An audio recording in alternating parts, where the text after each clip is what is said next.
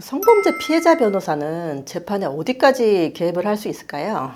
성범죄 피해자 측 변호사는 보통 수사 단계에서부터 고소 대리를 시작을 하죠.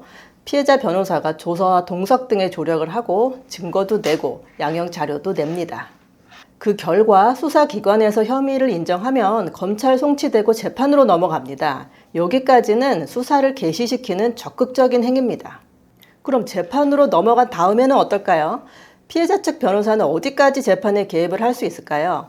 결론부터 말씀을 드리면 양형, 즉 합의하거나 엄벌을 탄원할 때 많은 역할을 하게 됩니다. 성범죄 재판 규칙에도 피해자 변호사는 양형에 관한 의견 진술을 할 수 있다고 돼 있어요. 성범죄 전담하시는 검사님들이나 판사님들 말씀을 들어보면요.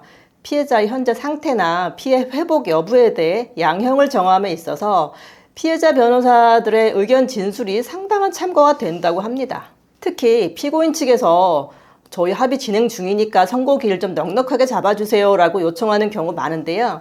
그 경우 피해자 변호사가 피해자의 입장이나 합의의 실제 경과가 어떻게 되고 있는지에 대한 진술을 하는 경우에는 절차 진행에 많은 도움이 된다고 합니다. 아무래도 피해자와의 합의가 성폭력 사건의 양형에서 결정적 역할을 하는 것이 현실이기 때문입니다.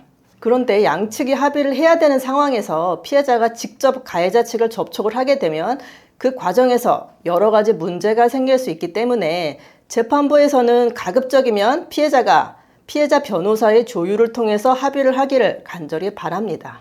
양측이 합의 금액이 안 맞으면 많게는 수십 차례까지도 연락을 주고 받아야 되거든요. 그 과정에서 불필요한 말들이 오갈 수 있는데 그게 2차 피해가 될 수도 있고 합의서 조항이 피해자에게 불리하게 작성이 될 수도 있어서 그렇습니다. 제일 중요한 게 또 합의서에 보통은 이제 피해자 신분 확인용으로 신분증이나 인감증명서가 첨부가 되거든요. 근데 그건 개인정보잖아요.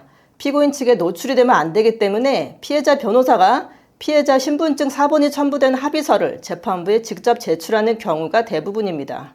합의서라는 게 피해자의 처벌불원 의사만 표시하면 되는 거기 때문에 가해자 측과 별도의 손해배상 약정이 없다면 가해자 측 날인도 사실상 필요가 없고요. 피해자 측 날인만 해서 내면 되거든요. 저 같은 경우에 피해자 측 합의를 대행하는 경우 무조건 제가 직접 재판부에 제출했습니다.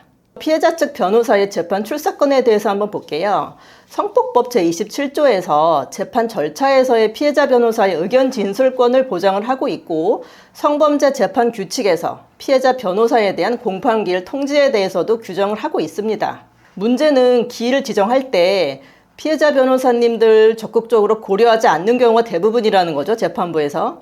법령에 의하면 검사, 피고인 또는 변호인의 공판 절차 출석 없이는 공판 절차를 진행할 수 없지만 피해자 변호사는 공판 절차 출석권이 있을 뿐이고 기일 지정이나 변경에 적극 개입할 근거는 없어요. 따라서 어쩔 수 없이 기존 재판이나 출장과 겹치고 일정을 조율하지 못하면 재판에 출석하지 못하는 피치 못할 사정이 발생할 수도 있습니다.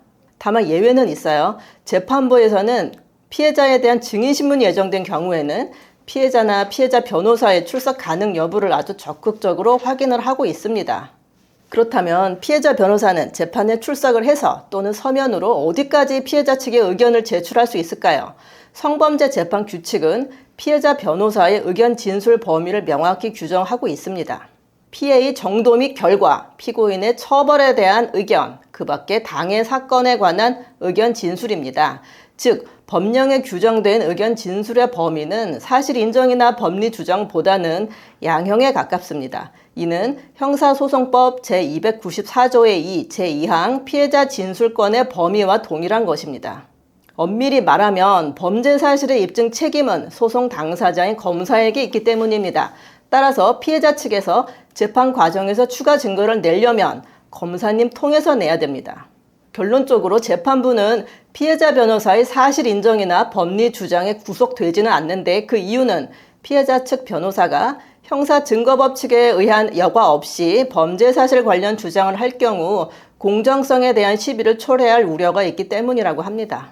그런데 재판부에서 구속은 안 될 뿐 실무상으로는 피해자 측 변호사도 재판 과정에서 양형에 대한 의견 이외에 사실 인정이나 법리에 관한 주장을 하는 경우가 빈번합니다.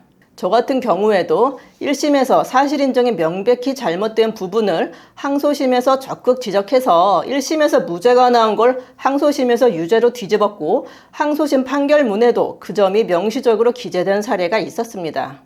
인생에서 단 한 번으로 끝내야 될 수사와 재판입니다.